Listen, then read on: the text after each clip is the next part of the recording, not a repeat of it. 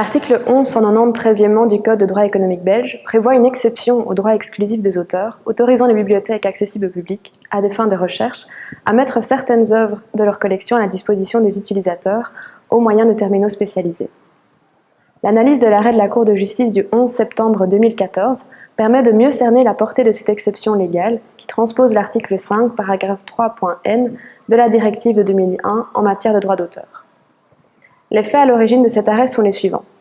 Une université allemande gère une bibliothèque dans laquelle ont été installés des postes de lecture électronique à destination du public pour consulter les ouvrages.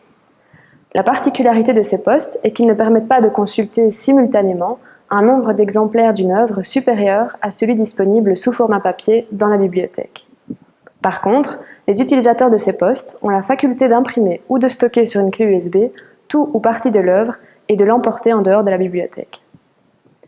La maison d'édition d'un des livres ainsi proposés sous format numérique conteste la numérisation de son ouvrage au motif qu'elle avait proposé à l'université de l'acquérir sous la forme électronique, ce que l'université avait refusé. La Cour allemande saisie du litige a posé 3 questions préjudicielles à la Cour de justice de l'Union européenne. La première question préjudicielle consiste à déterminer si l'exception prévue au profit des terminaux spécialisés s'applique même lorsque le titulaire de droit propose aux bibliothèques de conclure, à des conditions adéquates, des contrats de licence d'utilisation de leurs œuvres. Puisque l'objectif d'une telle exception est de promouvoir la recherche, la Cour répond par l'affirmative à cette première question. Dans le cadre de la deuxième question préjudicielle, il est demandé à la Cour si les bibliothèques ont le droit de numériser les œuvres de leur collection lorsqu'il s'avère nécessaire de mettre ces œuvres à la disposition des particuliers au moyen de terminaux spécialisés.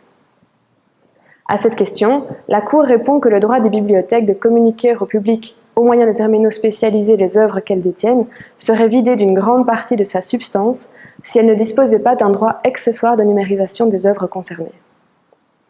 La Cour précise toutefois que la numérisation ne peut porter que sur des reproductions spécifiques, ce qui exclut la numérisation de l'ensemble des collections des bibliothèques.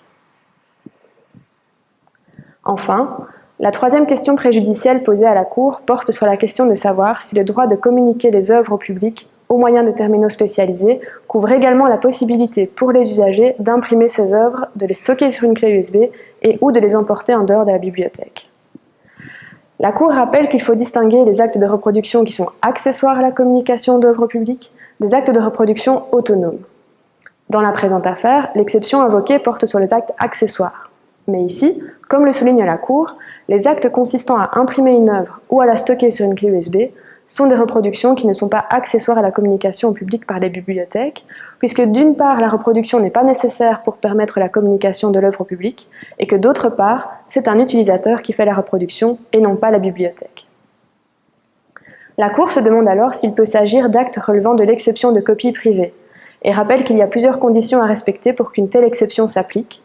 et en particulier, premièrement, que l'acte de reproduction ne porte pas atteinte à l'utilisation normale de l'œuvre, et deuxièmement, que l'acte ne soit pas de nature à causer un préjudice injustifié aux intérêts légitimes du titulaire de droit. La Cour ne tranche pas cette question, qui déborde la question préjudicielle, mais se contente de donner une indication au juge national en soulignant le fait que la longueur du texte ainsi reproduit doit être prise en considération dans le cadre de cette évaluation. Notre conseil. La décision de la Cour montre toute la difficulté de s'appuyer sur les exceptions au droit d'auteur pour développer une activité, tant les contours de ces exceptions ne sont pas clairement définis. Si vous souhaitez lancer un projet d'activité ou d'investissement lié à l'exploitation d'une exception au droit d'auteur, il est nécessaire de procéder à une évaluation préalable détaillée des conditions rénoncées par la loi afin de maîtriser les risques.